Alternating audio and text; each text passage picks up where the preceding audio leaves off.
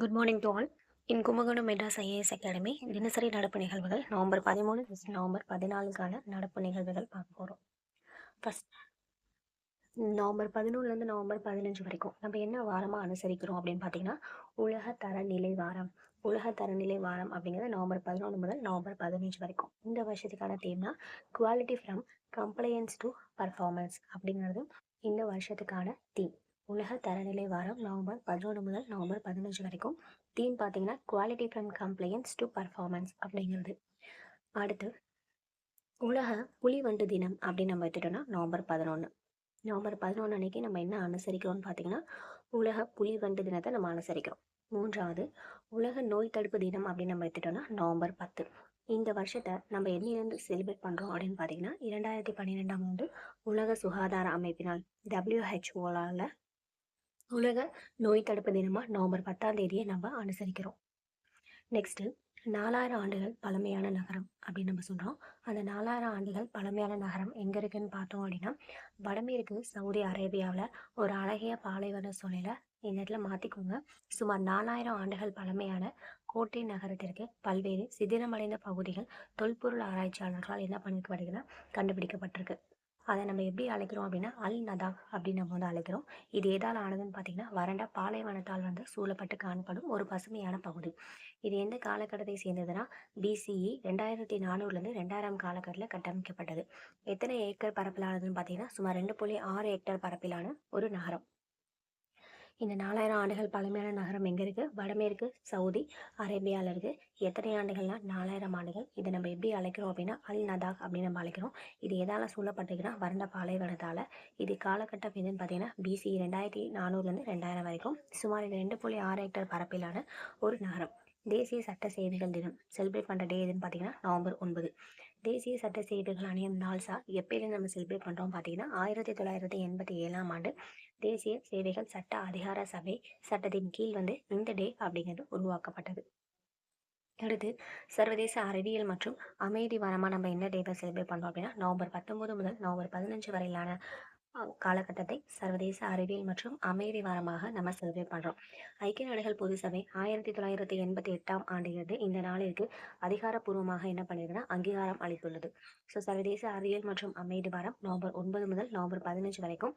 இதை யார் அங்கீகரிச்சாங்கன்னா ஐநா எந்த வருஷம் அப்படின்னு பார்த்தீங்கன்னா 1988ஆம் ஆண்டு. தூய்மையான எரிசக்தி தொழில்நுட்பங்களுக்கான உலகளாவிய சந்தை. சர்வதேச எரிசக்தி முகமை IEA இது போன்று ஒரு முதல் ஆயுதம் என்ன பண்ணியிருக்காங்கன்னா முதலாக வெளியிட்டிருக்காங்க. 2023ஆம் ஆண்டில் $700 மில்லியன் இருந்த தூய்மையான எரிசக்தி தொழில்நுட்பங்களுக்கான உலகளாவிய சந்தை 2035ஆம் ஆண்டிற்குள் $2 ட்ரில்லியன் என்ன பண்ணும் உயரும் அப்படின்னு சொல்லி ஒரு ஆய்வை வெளியிட்டிருக்காங்க. எதிர்காலத்திற்கான உலகின் ஒரு பெரிய உற்பத்தி சக்தியாக சீனா முதலிடத்திலும் அதனைத் தொடர்ந்து அமெரிக்கா மற்றும் இந்தியா காணப்படுகிறது. ஸோ தூய்மையான எரிசக்தி தொழில்நுட்பங்களுக்கான உலகளாவிய சந்தை பார்க்குறோம். அவங்க அறிக்கை தாக்கல் பண்ணியிருக்காங்க.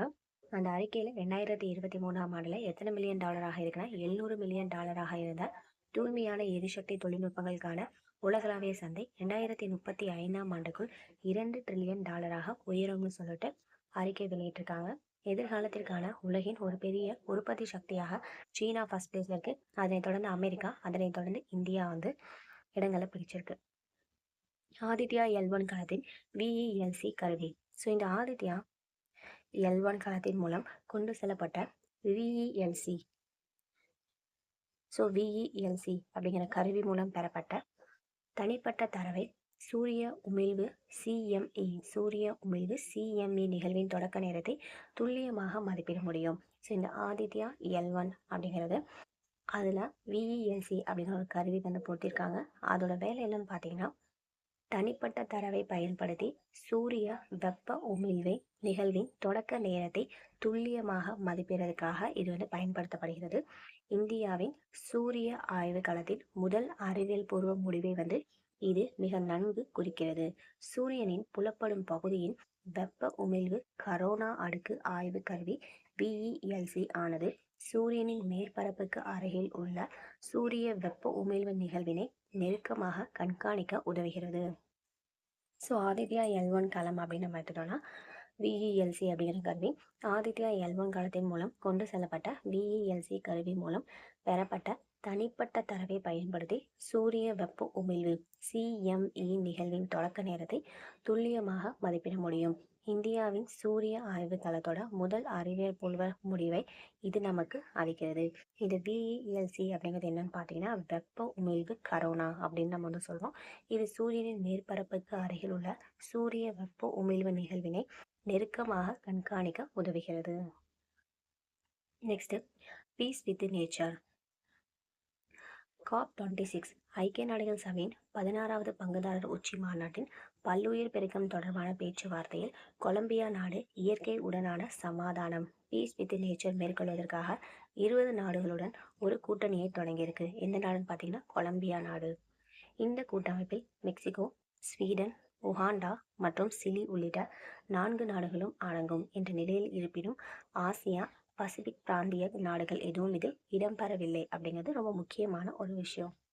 ஸோ இந்த பீஸ் வித் நேச்சர் அப்படிங்கிறது என்ன மாநாடுனா ஐக்கிய நாடு சபையோட COP16 அப்படிங்கிற மாநாடு. இது எது பேச்சுவார்த்தை நடத்திய நாடுனா கொலம்பியா. எதுக்காக அப்படின்னா இயற்கை உடனான சமாதானம் பீஸ் வித் நேச்சர். இதுக்காக 20 நாடுகளுடன் அவங்க கூட்டணியை மேற்கொண்டிருக்காங்க. இதில் கலந்துக்காதவங்க ஆசியா மற்றும் பசிபிக் பிராந்திய நாடுகள். இதில் கலந்துக்கிட்டவங்க மெக்சிகோ, ஸ்வீடன், உகாண்டா மற்றும் சிலி. நெக்ஸ்ட், ரொம்ப முக்கியமான டே தேசிய கல்வி தினம்.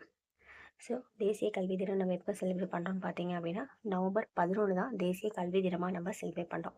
சுதந்திர இந்தியாவின் முதல் கல்வி அமைச்சரான மௌலானா அபுல் கலாம் ஆசாத்தோட பிறந்த நாளை தான் நம்ம என்னவா செலிப்ரேட் பண்ணுறோம் அப்படின்னா தேசிய கல்வி தினமாக ஆண்டுதோறும் நவம்பர் 11ஆம் தேதி நம்ம அனுசரிக்கிறோம். FIH ஹாக்கி நட்சத்திர விருதுகள் 2024. 2024ஆம் ஆண்டு FIH நட்சத்திர விருதுகள் போது இப்பி ஜாக்சன் நெதர்லாந்து மற்றும் ஹர்மன் பிரீத் சிங் இந்தியா ஆகியோர் ஹாக்கி போட்டியில் ஆண்டின் சிறந்த வீரராக என்ன பண்ணியிருக்காங்கன்னா தேர்ந்தெடுக்கப்பட்டிருக்காங்க. இப்போ 2024ஆம் ஆண்டு FIH நட்சத்திர விருதின் போது ஆண்டோட சிறந்த ஹாக்கி வீரர்களாக யார் யார் தேர்ந்தெடுக்கப்பட்டிருக்காங்க அப்படின்னு பார்த்தீங்கன்னா நெதர்லாந்து நாட்டை சார்ந்த இப்பி ஜாக்சன், இந்தியாவை சேர்ந்த ஹர்மன் பிரீத் சிங். 2வது, இந்திய அணியின் கோல் கீப்பர் அப்படின்னு யாரை தேர்ந்தெடுக்காங்கன்னா ஸ்ரீஜேஷ். ஆண்டின் சிறந்த ஆடவர் கோல் கீப்பராக ஸ்ரீஜேஷை வந்து தேர்ந்தெடுத்திருக்காங்க. சீனாவின் ஏ ஜியோஓ ஆண்டின் சிறந்த பெண் கோல் கீப்பராக என்ன பண்ணியிருக்காங்கன்னா தேர்ந்தெடுக்கப்பட்டிருக்காங்க. பாகிஸ்தானின் சுப்யான் கான் ஆண்டின் ஆடவர்களுக்கான எழுச்சி நாயகன் என்ற விருதினை வந்து என்ன பண்ணியிருக்காருன்னா வாங்கியிருக்காரு. அர்ஜென்டினாவின் ஜூலியாஸ் இந்த ஆண்டின் மகளிருக்கான எழுச்சி நாயகி அப்படிங்கிற விருதை வந்து என்ன பண்ணியிருக்காங்கன்னா வாங்கியிருக்காங்க. ஸோ இப்போ இந்த FIH ஹாக்கி நட்சத்திர விருது 2024 ஆண்டின் சிறந்த வீரர் யார் அப்படின்னா இந்தியாவை சேர்ந்த ஹர்மன் பிரீத் சிங், நெதர்லாந்தை சேர்ந்த ஹிப்பி ஜாக்சன். இந்திய அணியோட சிறந்த கோல் கீப்பர் ஆடவரில் ஸ்ரீஜேஷ். பெண் கோல் கீப்பர் அப்படின்னு பார்த்தீங்கன்னா சீனாவை சேர்ந்த ஏ ஜியாஓ. அடுத்து பாகிஸ்தானின் ஆடவர்களுக்கான எழுச்சி நாயகன் அப்படிங்கிற விருது பாகிஸ்தானை சேர்ந்த சுப்பியா கான் வந்து வாங்கியிருக்காங்க. அடுத்து மகளிருக்கான எழுச்சி நாயகி அப்படிங்கிற விருதை அர்ஜென்டினாவை சேர்ந்த ஜூலியாஸ் அப்படிங்கிறவங்க வாங்கியிருக்காங்க. நெக்ஸ்ட், நவ்தான் அப்படிங்கிற திட்டம். ஸோ இந்த திட்டம் என்னன்னு பார்த்தீங்கன்னா கேரளாவில் வந்து வேளாண்மை துறை ஆனது புதிய வேளாண் வள வாய்ப்புகள், தோட்டக்கலை, வேளாண் வணிக வலய அமைப்பினை தீவிரப்படுத்துதல் நவ்தான் திட்டத்தின் கீழ் ஒரு சோதனை திட்டத்தை தொடங்க திட்டமிட்டுள்ளது. நவ்தான் திட்டத்திற்கு அக்டோபர் மாதத்தில் வெளியிட்ட ஈடுபாடு விருப்ப ஆவணத்திற்கு சுமார் 22 நில உரிமையாளர்கள் மற்றும் 149 விவசாயிகள் இதுவரைக்கும் என்ன பண்ணிருக்காங்கன்னா விண்ணப்பத்தை தெரிவிச்சிருக்காங்க.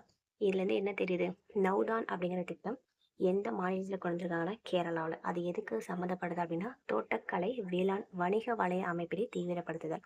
ஸோ நார்மல் வேளாண்மை இல்லாமல் தோட்டக்கலை வேளாண்மை வந்து வணிக வலை அமைப்பினை வந்து தீவிரப்படுத்துதல் தான் இந்த நாதோன் அப்படிங்கிற திட்டத்தோட அம்சம். இந்த நாதோ அப்படிங்கிற திட்டத்திற்கு அக்டோபர் மாதத்தில் வந்து அறிக்கையை வெளியிட்டிருக்காங்க. இதில் சேர்றதுக்கு எத்தனை பேர் விருப்பம் தெரிவிச்சிருக்காங்கன்னா 22 நில உரிமையாளர்களும் 149 விவசாயிகளும் இது வரைக்கும் விருப்பம் தெரிவிச்சிருக்காங்க. ஸோ இதுதான் வந்து நவம்பர் 13 அண்ட் நவம்பர் 14க்கான இம்பார்ட்டன்ட் கரண்ட் அஃபேர்ஸ். ஸோ இதுக்கான டெஸ்ட் பார்த்தீங்க அப்படின்னா நம்மளோட டெலிகிராம் சேனலில் இருக்குது. டெய்லியும் காலையில் 10:30க்கு உங்களுக்கு அப்லோட் ஆகிடும். ஸோ கூகுள் பிடிஎஃப்பில் உங்களுக்கு இருக்கும். ஸோ டெஸ்ட் எழுதி பார்க்கணும்னு நினைக்கிறவங்க எழுதி பாருங்கள். இதோட பிடிஎஃப் பார்த்தீங்கன்னா நம்ம டெலிகிராம் சேனலில் இருக்கும். வேணுங்கிறவங்க டவுன்லோட் பண்ணிக்கோங்க. தேங்க்யூ.